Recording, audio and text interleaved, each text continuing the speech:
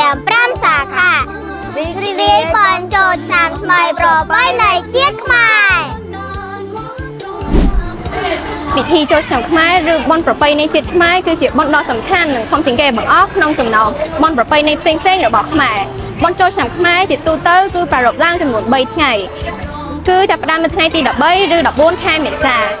ថ្ងៃទី1គេហៅថាថ្ងៃមហាសង្ក្រាន្តនេះជាថ្ងៃដែលយើងផ្លាស់ប្ដូរពីឆ្នាំចាស់ចូលឆ្នាំថ្មីនៅថ្ងៃនេះគេតែងតែមានពិធីសូត្រមន្តដើម្បីឧទ្ទិសកុសលដល់បុព្វបុរសដែលបានចែកឋានទៅថ្ងៃទី3ហៅថាថ្ងៃឡើងសាក់ថ្ងៃនេះជាថ្ងៃចុងក្រោយនៃបុណ្យចូលឆ្នាំយើងតែងតែលេងល្បែងប្រជាប្រិយខ្មែរផ្សេងនិងជួបជុំគ្នាសប្បាយរីករាយជាមួយក្រុមគ្រួសារថ្ងៃទី2គេហៅថាវិរៈវណ្ណបត្រថ្ងៃនោះមានការធ្វើបុណ្យធ្វើទានប្រគេនដល់ព្រះសង្ឃនិងឧទ្ទិសកុសលដល់អ្នកមានគុណដូចជាមេដាបិតាជីដូនជីតាជាដើមការលេងល្បែងប្រជាប្រិយខ្មែរមានដូចជាចោលឈូកបង្គោលទានរត់និងលាក់កសែងនិងការលេងល្បែងប្រជាប្រិយច្រើនទៀតល្បែងប្រជាប្រិយខ្មែរមិនត្រឹមតែផ្ដល់ភាពសប្បាយរីករាយតែប៉ុណ្ណោះទេថែមទាំងជួយថែរក្សាវប្បធម៌ប្រពៃណីជាតិខ្មែរទៀតផងពិធីបុណ្យចូលឆ្នាំខ្មែរមិនត្រឹមតែជាបុណ្យប្រពៃណីជាតិប៉ុណ្ណោះទេ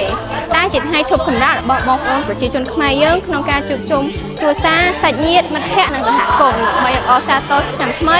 និងព្រមទាំងទំនាក់ទំនងល្អជាមួយគ្នាផងដែរ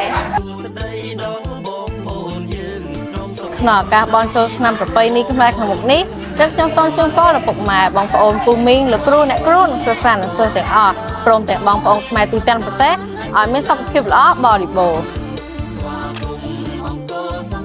សូមឲ្យធ្វើដំណើរប្រកបដោយសុខសុវត្ថិភាពនិងជួបតែសេចក្តីសុខសេចក្តីចម្រើនសូមអរគុណ